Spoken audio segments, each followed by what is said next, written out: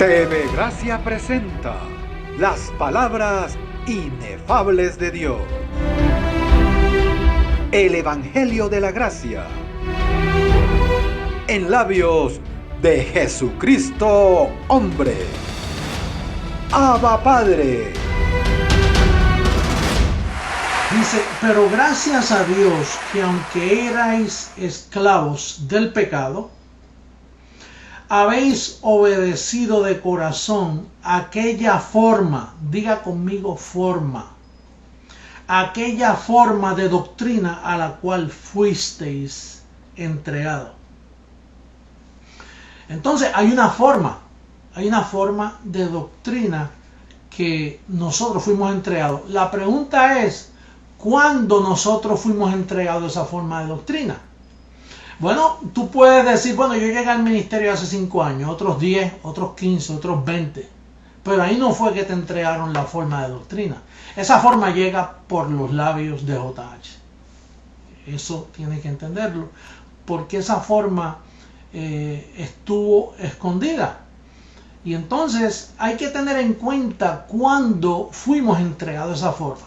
Si leemos a segunda carta de Pablo a Timoteo, en el capítulo 1, verso 9, nos da una idea bien clara de cuándo fuimos entregados.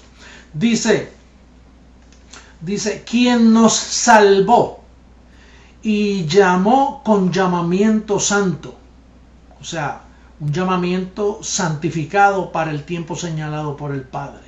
Eso hay un tiempo cuando viene ese llamado, pero es por el Padre, no es por libre albedrío.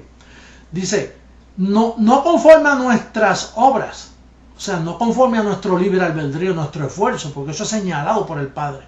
Dice, sino según el propósito suyo y la gracia, o sea, la forma que nos fue dada en Cristo Jesús antes de los tiempos de los siglos. Entonces, esa forma de doctrina fue dada antes de los tiempos de los siglos.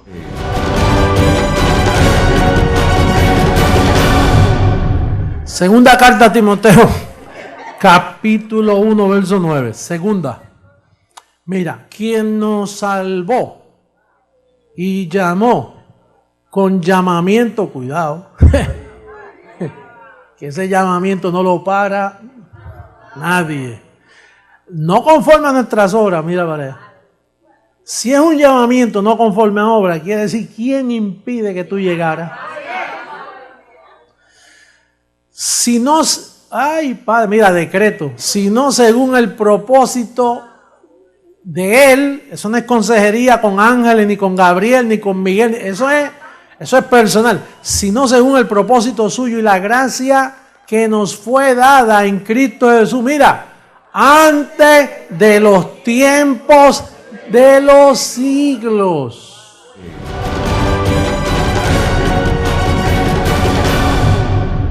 Oye, hay un detalle ahí en Gálatas 1:8. Vamos a ver si tú eres entendido. 1:8. Mas si aún nosotros, ¿o qué? ¿Un ángel de dónde? Os anunciaré otro evangelio diferente del que os hemos anunciado. O sea, ¿qué? O sea, que si viene un ángel bien lindo y se aparece y te dice, mira, José Luis, te he equivocado, con una ofrenda tú no estás perfecto, nada. ¿Y quién tú eres? Yo soy un ángel del cielo, bien lindo, bien precioso así. Y va en contra de lo que tú estás leyendo aquí. Fíjate que tú oyes a Walter Mercado y crees en él. Imagínate, un ángel del cielo. Mira, tú crees en tanta bobería. Tú crees en el signo, que tú eres Tauro, ¿sabes? Tú crees esas boberas. Te viene un ángel, muchacho, y dice, por aquí hay camino. Mira, muchacho.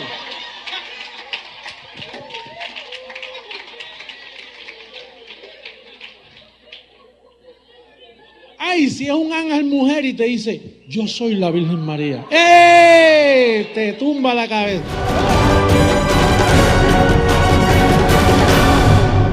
no es que yo quiera lastimarlos, simplemente les estoy diciendo, ustedes están apartados de la fe, eso es todo. Si les duele la palabra, porque parece una mala palabra, ¿verdad? Que tú me dijiste a mí, apóstata. ¿Qué es eso? ¿Por qué estás apartado? Si tú ves que comienza un fuego aquí, ¿qué tú haces? Apostatas del fuego. Para no quemarte. Pero de la fe no te puedes apartar, de la incircuncisión no te puedes apartar. Porque quedas inmediatamente, te desvías. Eso es lo que hacían los apóstoles. ¿Por qué Pablo dice especialmente los de la circuncisión trastornan casas enteras? Porque Pedro y los 11 apóstoles estaban desviados de la fe por tener la incircuncisión. Entonces ellos predicaban eso y ¿qué le hacían a un hogar? Lo trastornaban. Porque es que eso te trastorna, eso trastorna a los hijos, trastorna a las casas, trastorna el gobierno, trastorna. Un montón de apóstatas. Yo no los estoy insultando. Yo lo que le estoy dando es la posición en la que ellos se encuentran actualmente. Entonces a veces me dicen, entonces ustedes son los únicos que están en la verdad. Dice, bueno, nosotros somos los únicos que estamos en la incircuncisión. Si eso le dice algo.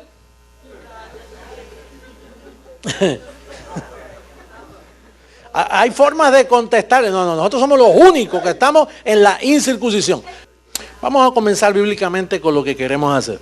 Gálatas capítulo 1, versos 6 al 9. Lea detenidamente.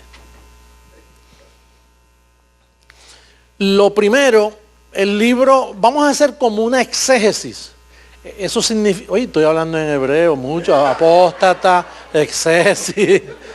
Un resumen, ¿verdad? Un resumen es como una exégesis de todo el libro a los Gálatas, que Pablo le escribió esa carta a los Gálatas, porque era una congregación que había apostatado, porque los visitó Pedro y los demás, se metieron allí, y mira lo que Pablo tuvo que decirle.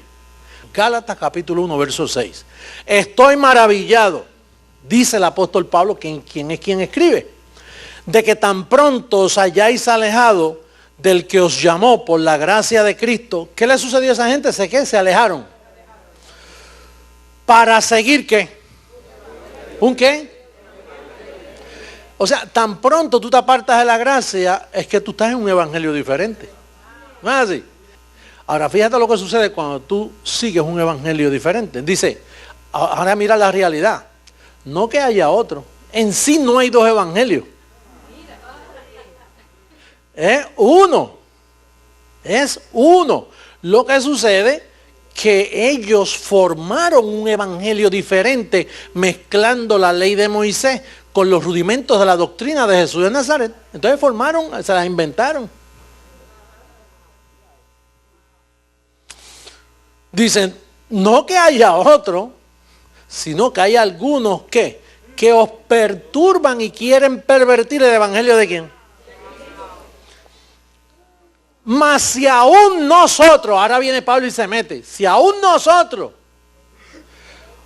o un ángel del cielo, porque ya los del infierno lo destruyeron, entonces los que quedan son los únicos del cielo, os anunciare. Tú sabes que a Pedro lo tenían como ángel. A Pedro. Una vez se apareció cuando salió de la cárcel, tocó y mira, es su ángel. Ya, pues Pedro el ángel. O un ángel del cielo os anunciare otro evangelio diferente del que os hemos anunciado, sea que diga anatema. Anatema no es una mala palabra, simplemente que usted está en maldición. Sea maldito. Como antes hemos dicho, también ahora los repito. Si alguno os predica diferente evangelio del que habéis recibido, sea anatema. Entonces mira lo que dice el verso 10. Vamos al verso 10 también.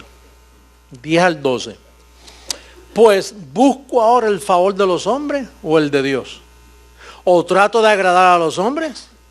Pues si todavía agradara a los hombres, no sería siervo de Cristo. Mas os hago saber, hermano, que el evangelio anunciado por mí no lo aprendí en Jerusalén. No es según hombre, pues yo ni lo recibí ni lo aprendí de hombre alguno, para que no piensen que Pedro fue quien lo educó, o los apóstoles, sino por revelación de Jesucristo.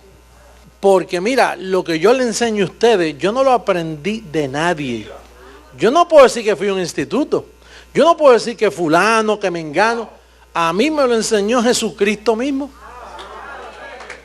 ¿Sí?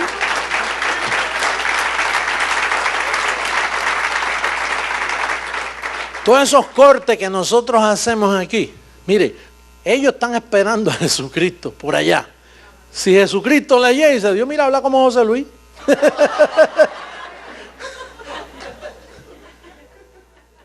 Sí, porque él no habla el diferente a mí, si él fue el que me ha comunicado, él me dio su mente para poder explicar esto. Esto nunca se había explicado.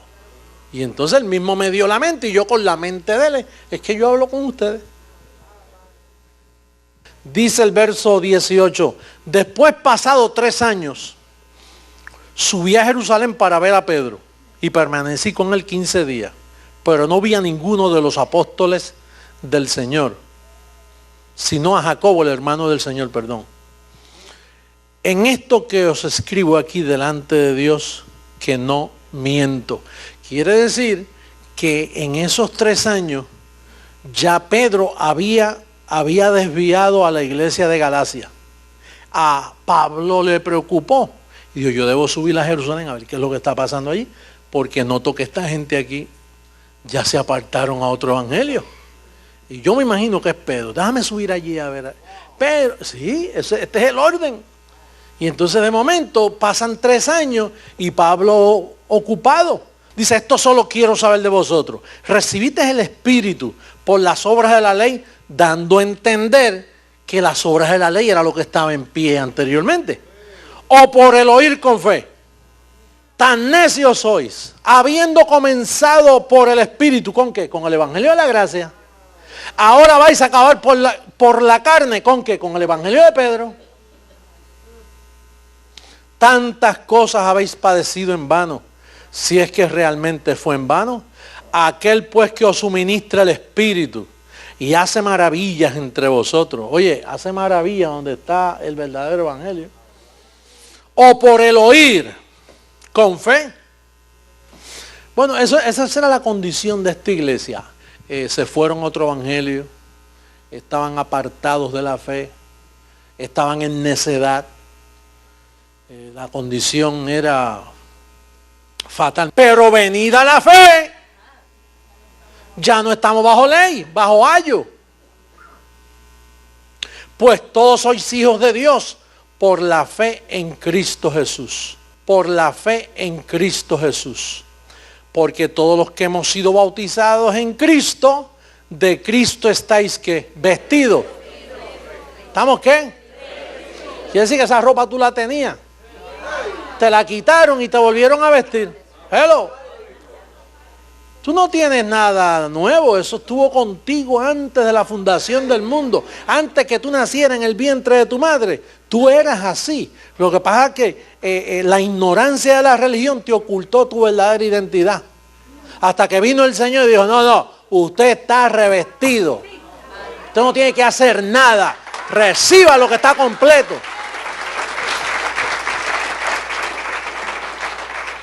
Ya no hay judío, dando a entender que esto viste al judío, los reviste, perdón. Ya no hay judío ni griego, no hay esclavo ni libre, no hay varón ni mujer, porque todos vosotros sois uno en Cristo Jesús. Y si vosotros sois de Cristo, ciertamente linaje de Abraham sois y herederos según la promesa.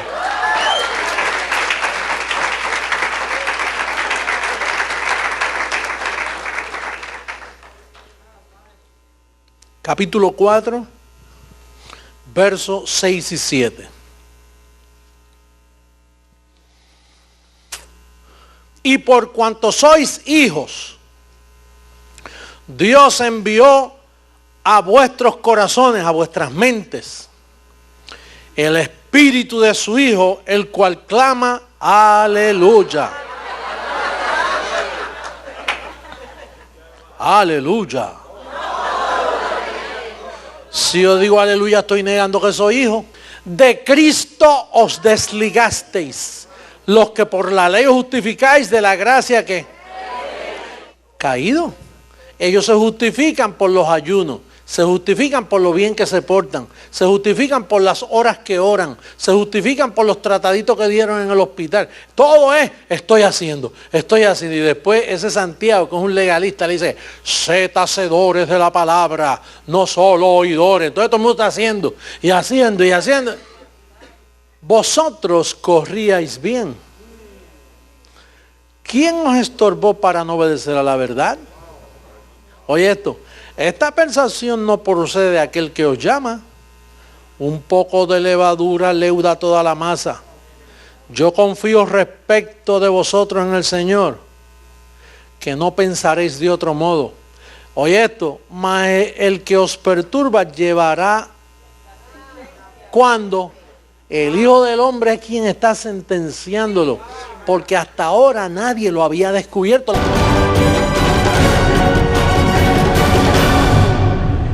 Bien, yo quería entrar de lleno en el tema que quería compartir con ustedes y quisiera invitarles para que vayan a la carta de Pablo a los Efesios, capítulo 1, en el verso 13.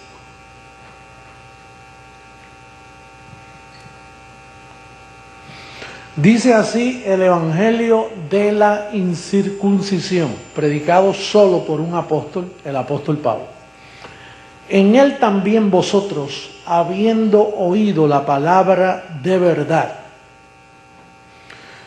el Evangelio de vuestra salvación, y habiendo creído en él, fuisteis sellados con el Espíritu Santo de la promesa. Que muchas verdades hay encerradas en este verso. Número 1, dice que habiendo oído, usted sabe que la fe viene por el oír. Y no por el oír de cualquier predicador, porque los predicadores de hoy hasta este día no han predicado la incircuncisión. El que venía a predicar eso era Jesucristo hombre. Y como la fe viene por el oír, y Jesucristo no estaba en la tierra, por eso no había fe. Cuando Él vino, ¿halló fe en la tierra? No, lo que halló fue otra palabra. Ahí dice, habiendo oído la palabra de verdad, porque toda la palabra es la palabra de Dios. Pero en la dispensación del nuevo pacto, la palabra de verdad, nosotros sabemos que es la que el apóstol Pablo, el único evangelio de nuestra salvación. Y dice aquí también en Efesios que la fe es un don de Dios. Dice, y esto no de vosotros, pues es don de Dios.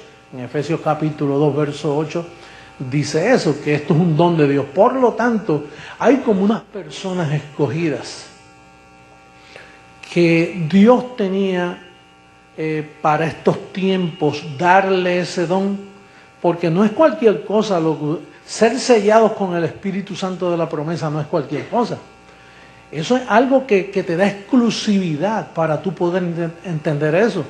La razón que nosotros tenemos persecución es porque ellos no entienden. Nosotros entendemos y por todas partes del mundo creemos igual. Y no nos avergonzamos de lo que hemos creído. Pero eso te da carácter de exclusividad, porque eso te da, cuando tú eres sellado con el Espíritu Santo de la promesa, eso te da a ti la capacidad, te da una ciencia de cómo tú poder reinar en esta vida, cómo tú poder sujetar tu carne que no te humille con los deseos engañosos, te da esperanza en los momentos de angustia, en los momentos de necesidad. Esa voz, por estar sellado, esa voz te habla y te dice, esto va a estar mejor, esto es algo pasajero, yo sé que mi Señor siempre me lleva en triunfo. Por lo tanto, ser sellado con el Espíritu Santo de la promesa no es cualquier cosa. De hecho, fíjate si es algo importante tú haber sido sellado. Y tú sabes que nos diferenciamos. El que está sellado habla diferente, no dice Dios te bendiga. Es como un insulto que uno siente dentro de uno, decir Dios te bendiga, decir aleluya, o de decir Señor, mira, no me dejes solo cuando tú eres un espíritu con Él. te sientes tan completo. Ser sellado con el Espíritu Santo de la promesa es lo más grande que puede ocurrirle a un ser humano en estos tiempos en que nosotros estamos viviendo. No solo eso, fíjate que ser sellado con el Espíritu Santo de la promesa te da esperanza y por eso tú dices, Abba Padre, porque ese es el Espíritu que se te ha dado. Tú no puedes decir aleluya, tú dices, Abba Padre, gracias papito porque ya llegaste, dando a entender que tú no eres un huérfano, que tú tienes papá. Ser sellado con el Espíritu Santo de la promesa te da garantía y derecho a la transformación de tu cuerpo. Es lo más grande que puede ocurrirle a un ser humano en sus tiempos de vivencia aquí en la tierra. Sellado con el Espíritu Santo de la promesa. Habiendo creído en Él, fuisteis sellados con el Espíritu Santo de la promesa. Dice también que te da el conocimiento. Vamos a utilizar un verso bíblico ahora, primera carta a los Corintios, capítulo 1, el verso 30. Mira todo lo que sucede cuando tú eres un sellado con este Espíritu Santo de la promesa. Dice, mas por Él estáis vosotros en Cristo Jesús, el cual no nos que nos va a hacer, nos ha sido hecho por Dios sabiduría. Tenemos una sabiduría que el sistema no tiene. Justificación, sabemos que hemos sido justificados. Ya no somos culpables. Estamos justificados como si nunca hubiésemos pecado en nuestras vidas. Porque es que está justificado. Cuando el juez justifica a un reo, queda justificado, queda libre, como si no hubiera hecho nada. Aunque sabemos que nuestro cuerpo de carne no se sujeta a la ley de Dios y se opone, pero hemos sido justificados. Dice santificación, somos santos. No es que tú vas a ser santo, no es que te estás santificando poco a poco, no, es una posición. Yo soy un santo, los santos de nuestro Señor, la congregación de los espíritus justos hechos perfectos. No, tú sabes que tú has sido santificado, que tú eres un tesoro en un vaso de barro. Cuando tú eres sellado con el Espíritu Santo de la promesa, es un conocimiento que parte, que profundiza, es como espada de dos filos, que penetra y parte alma del Espíritu. Tú sabes que tú eres santo porque tú has creído a la palabra, al Evangelio de tu salvación. Santificado. Dice ahí también que no solo está santificado, repíteme el verso por favor. Dice, y santificación y redención. Quiere decir que tú has sido redimido, que tarde o temprano la transformación te va a llegar, porque tú has sido escogido, elegido, predestinado. ¿Qué verbología tenemos nosotros los de Creciendo en Gracia por haber sido sellados con el Espíritu Santo de la promesa? ¿Qué privilegio tenemos todos nosotros? No somos huérfanos. Una vez Jesús de Nazaret dijo allá en Juan, vamos a buscar Juan capítulo 14, versos 18 y 19. Mira lo que él habló. Dice que no os dejaré huérfanos. Juan capítulo 14, versos 18 y 19. Dice, no os dejaré huérfanos, vendré a vosotros. Fíjate lo que dice, todavía un poco y el mundo no me verá más. Quiere decir que Jesús de Nazaret no era el que iba a venir, porque no lo van a ver más. Al resucitar, ese velo desaparece y ahora es Cristo el que ya ha resucitado de los muertos, que se va y mora en luz inaccesible. Y entonces Pablo dice en Romanos 14, 9, el que vivió, murió y volvió a vivir. Dice, no me verá más, pero vosotros me veréis, porque yo vivo, vosotros también viviréis. Dice, no os dejaré huérfanos. ¿Sabes tú, bendecido que me estás escuchando alrededor del mundo, en donde quiera que tú estés, que las iglesias cerca de ti, que yo no soy su apóstol, que yo no soy su Señor, Usted sabe que esas iglesias están en un estado de orfandad, no tienen padre. Ellos no le dicen padre al pastor. Ustedes me dicen mi padre. Muchos de ustedes dicen yo tengo un padre. A veces ustedes son hasta mayores que yo. No dije viejos, dije mayores que yo. Porque aquí no hay viejos, aquí lo que hay es más mayores y más adultos y menos. Pero yo tengo hijos que tienen 70 años, 75, 78 años y me dicen padre. Porque eso es una figura espiritual. Eso es un sello que tú tienes en tu espíritu. Y ellos no tienen el evangelio de la incircuncisión. Ellos tienen el otro evangelio que caducó hace 2000 años. Que desapareció. Los apóstoles se quedaron sin trabajo. Cuando Cristo murió y resucitó, ahí mismo le dio layoff. Le dijo, quedan sin trabajo. Cesantía a todos ustedes. No hablen, no lleven esto por camino de gentiles. Ahí es que está la desobediencia de los apóstoles, especialmente de Pedro, que después de la cruz siguió predicando ese arrepentimiento y predicando otro evangelio. Pero tienes que entender que tú estás tratando con gente huérfana y los huérfanos viven acomplejados, no tienen identidad propia. Son personas que a veces su comportamiento no es el mejor porque es un huérfano. Toda persona que no conoce a sus padres, usted sabe que tiene tendencia a falta de amor, se sienten faltos de cariño, a veces lastiman a los que están cerca de él, porque es que él es un huérfano, él no tuvo el amor de padre. Todos estos títulos que ellos se ponen son huérfanos, no tienen padre, no tienen identidad espiritual. Si tú no has encontrado al Señor hasta esta hora, y menos poder verlo, no puedes ver al Señor. De hecho, si tú no ves al Señor en mí, tú estás bien huérfano. No puedes tu padre te llegó y no lo has podido identificar con el evangelio que yo te predico, el evangelio de tu salvación.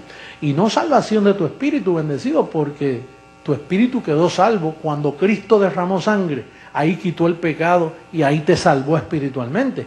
Este evangelio no es salvación de tu espíritu, salvo estás tú. Este evangelio es para salvar tu vida terrenal aquí. Este evangelio es para identificarte quién tú eres, para que puedas reinar en vida. Este evangelio de la incircuncisión te sella, te dice, tú eres mi hijo, tú estás completo, tú estás santo, tú estás justificado, estás redimido, estás libre del diablo, no hay pecado en ti, tú eres un tesoro. Y entonces luego te dice cómo tú puedes vivir aquí en la tierra reinando en vida. Esto no es cualquier cosa. Esto no es cualquier experiencia, bendecido. Esta es la experiencia óptima. Esto es lo más grande que un ser humano pueda recibir, es ser alumbrado. Porque por eso es que dice, en el 13 dice que te selló. Y en el 18 dice que te alumbró los ojos de tu entendimiento. No lo físico, pero te alumbró los ojos de tu entendimiento para que tú puedas ver la herencia que te han dado. Esa herencia no es cualquier cosa, bendecido. ¿Tú sabes lo que es vestir esto mortal de inmortalidad? ¿Tú sabes lo que tú seas revestido de ese hombre nuevo que eres tú? El evangelio que predica creciendo en gracia es el único evangelio. Bendecido, yo te felicito que tú eres un escogido. Yo te felicito. Tú tienes que ser alguien muy especial para que tú hayas sido alumbrado. Y mira que te persiguen, no te entienden, no saben quién eres tú. Naturalmente, si es que estás tratando con gente que no está sellada. Tú no eres cualquier cosa. Es como una carta sin sello nunca llega. Pero tú llegas. Tú estás en el correo angelical, tú estás en el correo más diligente que existe sobre esta tierra, que vas a llegar a la transformación. Yo en este día te declaro bendecido, te declaro reinando en vida. Yo digo que tú estás completo. Yo digo que tú levantas tu confesión. Tú no vas a guardar silencio, porque el silencio te impide a ti que confieses la palabra. Yo recibo, caído donde tú estás, si hay alguna mentira en tu cuerpo, yo recibo que tú activas tu sacerdocio y te declaras sano y te declaras próspero y declaras que tu país va a abrir las puertas para que este evangelio llegue. pero nosotros seguimos adelante, porque nosotros sabemos que el que comenzó esto, Él lo va a terminar y va a terminar reinando sobre todas las naciones. Bendecido, yo te felicito que tú pertenezcas a un pueblo que Joel dice que vendrá un pueblo como jamás hubo sobre la faz de la tierra. ¿Y qué pueblo habla como nosotros? Ninguno. Ser sellado con el Espíritu Santo de la promesa te hace a ti ese pueblo que dijo Joel. No que tiene 12 dedos, no tiene 5 en cada mano. Somos iguales que ellos, seres humanos iguales. Pero la confesión, el conocimiento nos hace ser ese pueblo diferente como jamás hubo sobre la faz de la tierra. Te amo, iglesia amada mía, te amo con este evangelio. Este es el evangelio que te redimió, que te da vida, algo que no te pueden quitar, te pueden lastimar, pero lo que tú tienes en tu mente, la mente de Cristo activada en ti, te hace a ti un especial tesoro. Te declaro bendecido y digo que te amo con ese amor de Jesucristo, que te amo con la verdad, no amor fingido. Este es el evangelio de tu salvación. Te declaro salvo, salvo siempre salvo. Te declaro próspero, sano. Te declaro en abundancia. Que declaro que las riquezas de su gloria son notorias en ti, que se te nota, que lo brotas por tu lengua, por tu cara, por tu forma de comportamiento. Bendecido, los quiero mucho. Así que un beso desde acá, los quiero mucho y pasen un resto del día maravilloso. Hasta luego, los amo.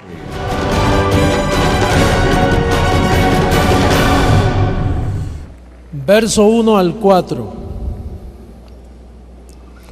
Porque este Melquisedec, diga Melquisedec, diga el primer velo. Este Melquisedec, rey de Salem, sacerdote del Dios Altísimo. ¿Qué papel jugaba el velo? Sacerdote del Dios Altísimo. Esa es la función del primer velo. Que salió a recibir a Abraham, que volvía de la derrota de los reyes, y le bendijo, a quien asimismo dio a Abraham los diezmos de todo, cuyo nombre significa primeramente Rey de Justicia, y también Rey de Salem, esto es Rey de Paz, sin padre, sin madre. ¿Y cómo puede aparecerse? Si no tiene padre y madre, ¿de dónde sale? Sin genealogía, que ni tiene principio de días ni fin de vida, sino hecho semejante, diga, al Hijo de Dios. Semejante, porque el Hijo de Dios es otro velo. Él tenía la función de sacerdote del Dios Altísimo, pero era semejante al velo Hijo de Dios, porque todos son hijos de Dios. Los velos que vamos a hablar, todos son hijos de Dios. Ese es el título que Dios usa cuando Él se mete en un cuerpo. Cuando Dios se mete en un cuerpo, Él le llama a eso hijo. Es Dios, pero se le llama hijo. Dice, considerad pues cuán grande era este. Grande. Ese velo, un velo grande. Que a quien aún Abraham el patriarca dio diezmos del botín. Así que el primer velo que Dios usó para venir a la tierra en un cuerpo de carne se llamó, diga, Melquisedec. Ese es el primer velo de Dios.